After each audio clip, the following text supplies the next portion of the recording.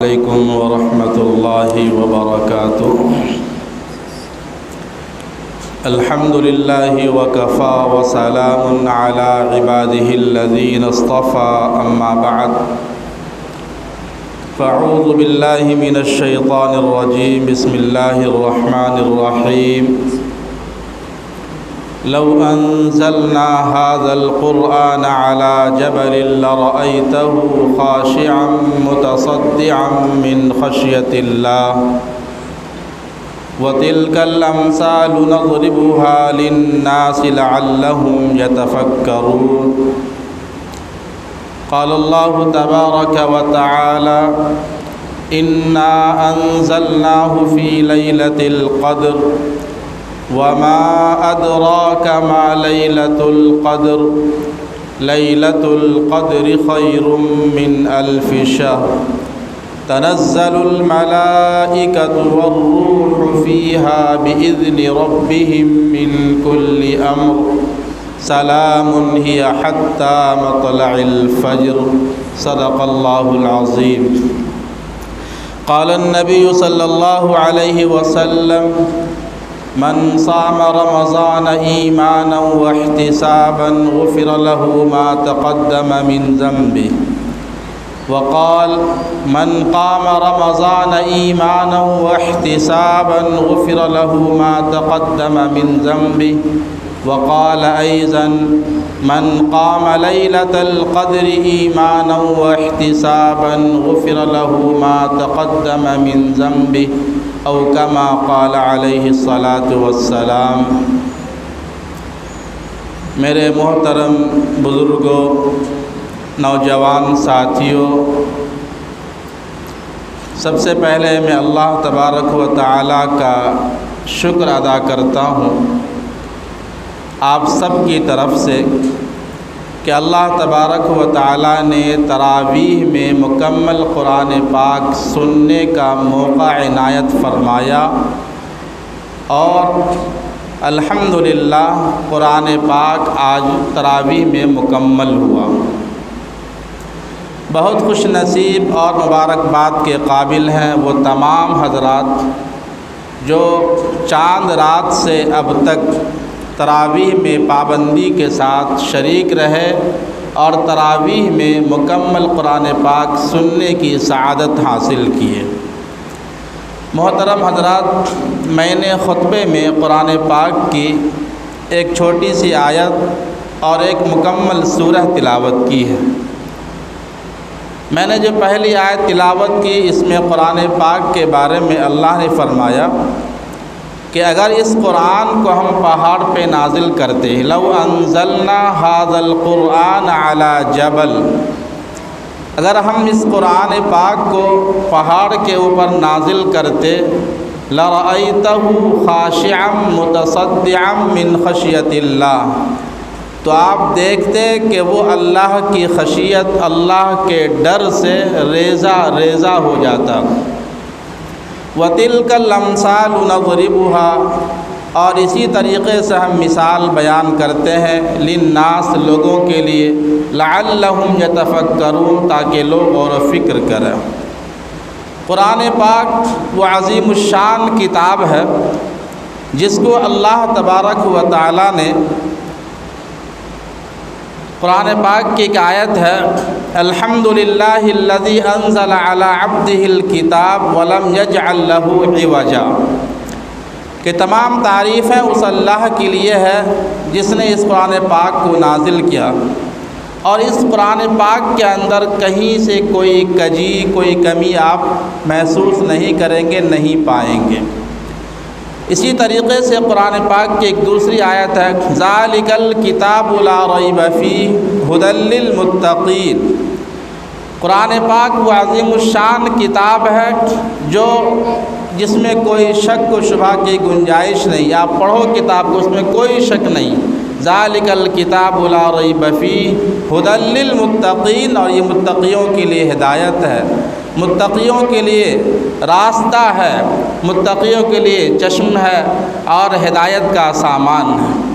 اسی طریقے سے اللہ تبارک و تعالیٰ نے قرآن پاک کو جو نازل فرمایا ہے اس کا تذکرہ قرآن میں کئی جگہ پہ آیا ہے، جس میں تنزیل من رب الرحمن، تنزیل من الرحمن الرحیم کا بھی تذکرہ آیا ہے، تنزیل من رب العالمین کا تذکرہ بھی آیا ہے۔ اللہ نے فرمایا کہ اس قرآن پاک کو اللہ رب العالمین نے نازل کیا ہے۔ قرآن پاک ایک ایسی کتاب ہے جس کو اللہ نے نازل کیا ہے، اور قرآن پاک وہ کتاب ہے، وہ قرآن پاک وہ کتاب ہے جس کا تعلق اللہ سے ہے، یعنی قرآن پاک کوئی مخلوق نہیں کہ وہ ختم ہو جائے، فنا ہو جائے۔ قرآن پاک اللہ کی کتاب ہے، اللہ کا کلام ہے، اللہ کی صفاتوں میں سے ایک صفت قرآن پاک ہے۔ دنیا کی ہر چیز فنا ہو جائے گی، دنیا کی ہر چیز ختم ہو جائے گی، لیکن قرآن پاک کبھی ختم ہونے والی چیز نہیں ہے، قرآن پاک کو کبھی فنا نہیں ہے۔ جس طریقے سے اللہ تبارک و تعالیٰ کی ذات باقی ہے، ویسا ہی اللہ کی صفات یعنی قرآن پاک ہمیشہ باقی رہنے والی کتاب ہے۔ اللہ نے خود فرمایا کہ اس کتاب کو ہم نے نازل کیا، نزل بہ الروح الامین، کس کے ذریعے سے نازل کیا؟ روح الامین، یعنی جبرائیل امین کے ذریعے سے اللہ نے نازل کیا۔ جبرائیل امین وہ فرشتے ہیں جو تمام فرشتوں کے سردار، سب سے بڑے فرشتے کہلاتے ہیں۔ اللہ نے اس پاک کتاب کو اپنے پاس سے نازل کیا روح الامین کے ذریعے سے، نزل بہ الروح الامین، اور پھر آپ فرمایا کس کے اوپر نازل کیا؟ علی قلبک، آپ صلی اللہ علیہ وسلم کے قلب اطہر پر۔ وہ قرآن پاک جس کا بوجھ اور جس کی ہیبت سے پہاڑ لرزہ ہو جاتا، جس کی ہیبت سے زمین لرزہ ہو جاتی، اور اس قرآن پاک کو اللہ تبارک و تعالیٰ نے نبی پاک صلی اللہ علیہ وسلم کے قلب اطہر پہ نازل فرمایا۔ علی قلبک، یعنی اس قرآن کو ہم نے آپ کے قلب مبارک پہ نازل کیا۔ کیوں نازل کیا؟ لتکون من المنذرین، تاکہ آپ لوگوں کو اللہ کا ڈر سنائیں، تاکہ آپ اس قرآن کے ذریعے سے لوگوں کو اللہ کا ڈر سنائیں، جہنم کا ڈر سنائیں، عذاب قبر کا ڈر سنائیں۔ لتکون من المنذرین، پھر اللہ نے فرمایا بلسان عربی مبین، اس قرآن پاک کو سب سے فصیح زبان، سب سے اچھی زبان، سب سے معتبر زبان اور سب سے پیاری زبان، عربی زبان میں اللہ نے اس قرآن پاک کو نازل کیا۔ بلسان عربی مبین، یہ وہ زبان ہے جو نبیوں کی زبان، یہ وہ زبان ہے جو فرشتوں کی زبان، یہ وہ زبان ہے کہ جس زبان میں مرنے کے بعد ہم سے سوال و جواب کیا جائے گا۔ اس پاکیزہ اور عمدہ زبان میں اللہ تبارک و تعالیٰ نے قرآن پاک کو نازل کیا بلسان عربی مبین۔ وَإِنَّهُ لَفِي زُبُرِ الْأَوَّلِينَ، اللہ خود فرما رہا ہے کہ اس کا تذکرہ پچھلی کتابوں کے اندر بھی موجود ہے، زبور کے اندر بھی، تورات کے اندر بھی، انجیل کے اندر بھی، اور پچھلی کتابوں کی گواہی اس کتاب نے دی ہے، اور پچھلی کتابوں کے مجموعہ میں سے جو اہم باتیں اللہ نے اس کے اندر جمع کر دیا ہے۔ میرے محترم بزرگوں اور دوستوں، یہ عظیم الشان قرآن پاک اللہ نے ہمیں عطا کیا، اور اس قرآن پاک کو سننے کی طاقت اللہ نے ہمیں عطا کیا۔ اللہ نے ہمارے قوت سماعت، کان کی سننے کی جو طاقت ہے اس کے اندر بھی طاقت رکھی اللہ نے، قرآن پاک کو دیکھنے کی طاقت ہمارے آنکھوں کے اندر رکھی، قرآن پاک کو زبان سے پڑھنے کی طاقت ہمارے اندر عطا فرمائی۔ یہ اللہ کا بہت بڑا احسان ہے۔ ہم قرآن پاک کو تراویح میں سن لیے ہیں، اب اس کا مطلب نہیں کہ آج سے ہم چھٹی پا لیے، یا رمضان المبارک میں ہم چند پارے پڑھ لیے ہیں تو اس کا مطلب نہیں کہ عید کے بعد سے قرآن کو پڑھنا چھوڑ دیں۔ قرآن وہ کتاب ہے جو ہمیشہ پڑھی جائے، قرآن وہ کتاب ہے جس کی تلاوت سے زندگی میں برکتیں آتی ہے، قرآن وہ کتاب ہے جس کی تلاوت سے زندگی کے اندر تبدیلیاں آتی ہے، قرآن وہ کتاب ہے جس کو پڑھنے سے انسان کے گناہ جھڑتے ہیں، قرآن وہ کتاب ہے جس کی تلاوت سے اللہ خوش ہوتا ہے۔ میرے محترم بزرگوں اور دوستو، ایک بہت بڑے قاری گزرے ہیں، حضرت حمزہ۔ حضرت حمزہ بہت اچھے قاری، ایک مرتبہ وہ خواب کے اندر دیکھا کہ مجھے قرآن پاک پڑھنے کا حکم کیا جا رہا ہے۔ مجھے اٹھا کر کے ایک جگہ پہ ایک محل کے اندر لے جایا گیا، اور اس محل کے اندر ممبر بنے ہوئے تھے جس میں بے شمار قرآن پڑھنے والے قاری قرآن کی تلاوت کر رہے تھے اپنے اپنے لہجے میں، اپنے اپنے انداز میں۔ مجھے بھی کہا گیا کہ اے حمزہ تم قرآن پاک کی تلاوت کرو۔ تو میں نے کہا کہ میں قرآن پاک کی تلاوت کروں؟ کہا کہ ہاں، تم سے پہلے بھی بہت سے قرآن کو پڑھا ہے، تلاوت کیا ہے، حمزہ تم بھی قرآن پاک کی تلاوت کرو۔ تو انہوں نے کہا لبیک یا داعی اللہ، نیند کی خواب میں دیکھ رہے تھے، لبیک یا داعی اللہ، میں حاضر ہوں اے اللہ کے داعی۔ پھر انہوں نے قرآن پاک کی چند آیتیں تلاوت کی، پھر ان کو مزید آگے لے جایا گیا، پھر کہا گیا کہ آپ قرآن کی تلاوت کیجیے۔ انہوں نے کہا کہ میں قرآن پاک پڑھتا پڑھتا سورہ انعام مکمل پڑھ لیا۔ وہاں پر ایک آیت آتی ہے آخر میں جس میں اللہ کی قدرت اور اللہ کے قہاری کا تذکرہ ہے۔ جب وہاں پر پہنچے تو وہ خاموش ہو گئے، اور پھر اللہ نے پوچھا کہ یہ بتاؤ کہ یہاں پر اللہ کی قدرت کس کی ہے، اللہ کا جلال کیسا ہے، کس کی قدرت اور کس کی طاقت ہے؟ تو اس قاری حمزہ نے کہا کہ اللہ کی قدرت کا تذکرہ ہے۔ پھر آگے بڑھے، کہا قرآن پڑھو، تو وہ قرآن پڑھتے پڑھتے سورہ اعراف پڑھ گئے۔ پارے 9 کے اندر جو پہلا سجدہ ہے، جب وہاں پر پہنچے تو وہ رک گئے۔ اللہ نے آواز دیا تو انہوں نے کہا کہ لبیک یا داعی اللہ، تو انہوں نے کہا، اللہ نے کہا کہ لبیک یا داعی اللہ مت کہو، بلکہ کہو لبیک اللہم لبیک، میں خود اللہ تم سے بات کر رہا ہوں۔ ایک قاری قرآن پڑھنے والا جو اچھا قرآن پڑھتا ہے تو اس کا مقام مرتبہ یہ ہے کہ اللہ خود اس سے بات کرتا ہے۔ تو جب سجدے کی آیت آئی تو وہ رک گئے اور پوچھا کہ یہ بتاؤ کہ یہ سجدہ کس کے لیے ہے؟ تو وہ خاموش ہو گئے۔ اللہ نے پھر پوچھا کہ سجدہ کس کے لیے؟ پھر وہ خاموش ہو گئے۔ پھر پوچھا سجدہ کس کے لیے؟ تو خاموش۔ تو اللہ نے خود کہا کہ یہ سجدہ اللہ کے لیے ہے، کہو اللہ کے لیے ہے، میں اللہ تم سے بات کر رہا ہوں، کہو لبیک اللہم لبیک، اے اللہ میں حاضر ہوں۔ اس کے بعد پھر اللہ نے کہا کہ حمزہ، قاری حمزہ کے استاذ کون؟ کہا سلیمان۔ پھر کہا کہ سلیمان کے استاذ کون؟ کہا یحییٰ۔ پھر یحییٰ کے استاذ کون؟ کہا فلاں۔ فلاں کے استاذ کو کہا آپ کے چچا، حضور کے چچا علی ابن ابی طالب۔ کہا علی ابن ابی طالب کے استاذ کون؟ کہا محمد الرسول اللہ صلی اللہ علیہ وسلم۔ پھر فرمایا اللہ نے کہ محمد کے استاذ کون؟ تو کہا کہ جبرائیل امین، جو قرآن پڑھ پڑھ کے سناتے تھے اور سنتے تھے۔ پھر اللہ نے پوچھا کہ جبرائیل کے استاذ کون؟ تو کہا کہ اللہ۔ میرے محترم بزرگوں اور دوستوں، پھر اللہ نے اعلان کیا کہ جتنے قاری قرآن ہیں، قرآن کو پڑھنے والے ہیں، میں اپنی ذات کی قسم کھا کے اللہ نے فرمایا کہ میں کبھی بھی اس کے سینے کو جہنم کی آگ میں نہیں جلاؤں گا۔ جتنے قاری قرآن ہیں ان کے کانوں کو، ان کی نگاہوں کو، ان کے زبانوں کی میں حفاظت کروں گا، ان کے سینوں کی حفاظت کروں گا۔ اور اسی طریقے سے حفاظ کرام، علماء کرام کا بیان ہوا۔ پھر اس کے بعد ناظرہ خاں کے بارے میں اعلان ہوا۔ ایک داعی نے اعلان کیا کہ ناظرہ خاں کہاں ہے، جو قرآن کو دیکھ دیکھ کر پڑھتے ہیں، حافظ نہیں ہے لیکن پڑھتے ہیں، قرآن سے ان کا تعلق ہے، قرآن سے محبت کرتے ہیں، قرآن پڑھتے رہتے ہیں۔ پھر ان کے بارے میں اللہ نے یہ حکم دیا کہ جو محبت کے ساتھ، برابر کثرت کے ساتھ قرآن پاک کی تلاوت کرتے ہیں، میں ان کی بھی حفاظت کروں گا۔ کہنا یہ ہے کہ قرآن وہ کتاب ہے جس کے پڑھنے والے سے اللہ خوش ہوتا ہے۔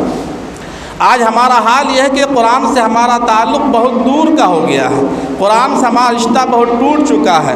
ہم قرآن پڑھتے ہیں کسی کے مرنے کے بعد، ہم قرآن کی تلاوت کرتے ہیں جب گھر نیا لیتے ہیں یا کسی گھر میں شفٹ ہوتے ہیں، ہم قرآن اس وقت پڑھتے ہیں جب کوئی پریشانی لاحق ہو جاتی ہے۔ میرے محترم بزرگوار دوستو، قرآن خوانی کے لیے نہیں، قرآن صرف قرآن گھر میں پڑھنے کی برکت کے لیے نہیں، بلکہ ہمیشہ پڑھنے کی کتاب ہے، ہمیشہ پڑھنا چاہیے۔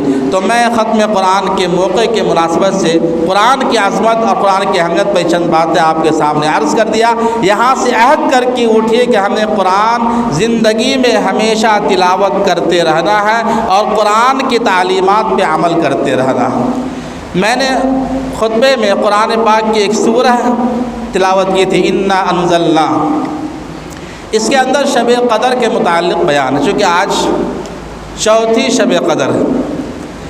5 طاق راتیں آتی ہیں، 5 میں سے آج چوتھی ہے، اور ہم نے اسی کو شب قدر سمجھ لیا ہے، حالانکہ نبی پاک صلی اللہ علیہ وسلم نے ہر طاق رات میں شب قدر کو تلاشنے کا حکم دیا ہے۔ ایک موقع پر نبی پاک صلی اللہ علیہ وسلم صحابہ کے درمیان بنی اسرائیل کے ایک مجاہد، ایک عبادت گزار کا تذکرہ فرمایا کہ اس شخص نے 83 سال تک دن میں اللہ کے راستے میں جہاد کیا اور راتوں کے اندر قیام کرتا رہا، 83 سال تک مسلسل اللہ کی عبادت میں لگا رہا۔ جب یہ بات صحابہ سنے تو انہوں نے کہا کہ اتنی لمبی عمر تو ہماری نہیں، ہماری عمر تو بہت مختصر ہے، ہم اس طریقے سے عبادت کیسے کر سکتے ہیں؟ تو اسی موقع پر یہ سورہ انا انزلناہ فی لیلۃ القدر وما ادراک ما لیلۃ القدر لیلۃ القدر خیر من الف شہر تنزل الملائکۃ والروح فیہا باذن ربہم من کل امر سلام ہی حتی مطلع الفجر نازل ہوا۔ اس کا شان نزول یہی ہے، یعنی اللہ نے فرمایا کہ ہم نے اس قرآن کو شب قدر میں نازل کیا، انا انزلناہ فی لیلۃ القدر، لیلۃ القدر کے اندر نازل کیا۔